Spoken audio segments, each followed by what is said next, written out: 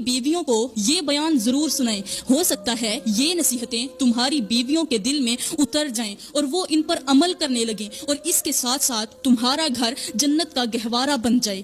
پہلی نصیحت یہی ہے کہ اپنی بیویوں کو ضرور حکم دینا کہ وہ پردے کا اہتمام کریں، رمضان میں خود کو چھپا کر رکھیں، خود کو محفوظ کر کے رکھیں۔ دوسری نصیحت بیوی کو زبان کی حفاظت اور بد زبانی سے بچنے کی تلقین کرنا۔ اگر تمہاری بیوی رمضان میں بھی اپنی زبان کا غلط استعمال کر رہی ہے، اگر وہ دوسروں کی برائی میں وقت گزار رہی ہے، اگر وہ بے مقصد باتوں، غیبت، طنز اور جھوٹ میں لگی ہوئی ہے، تو جان لو کہ وہ روزہ رکھ کر بھی اپنا ہی نقصان کر رہی ہے۔ اللہ علیہ وآلہ وسلم نے فرمایا، جس نے جھوٹ اور غلط کام نہ چھوڑے تو اللہ کو اس کے بھوکا اور پیاسا رہنے کی کوئی ضرورت نہیں۔ تیسری نصیحت یہ کرنا کہ بیوی کو فضول خرچی اور بے برکتی سے بچنے کی تلقین کرنا۔ اگر تمہاری بیوی رمضان میں بھی فضول خرچی کر رہی ہے، اگر وہ ہر چیز میں اسراف کرتی ہے، اگر اس کا دل دنیا کی زرق برق میں الجھا ہوا ہے، اگر وہ روزے رکھتی ہے، روزے کی برکتوں کو چھوڑ کر بازاروں میں بھاؤ تاؤ کرتی ہے، تو جان لو کہ وہ اپنے ہی ہاتھوں سے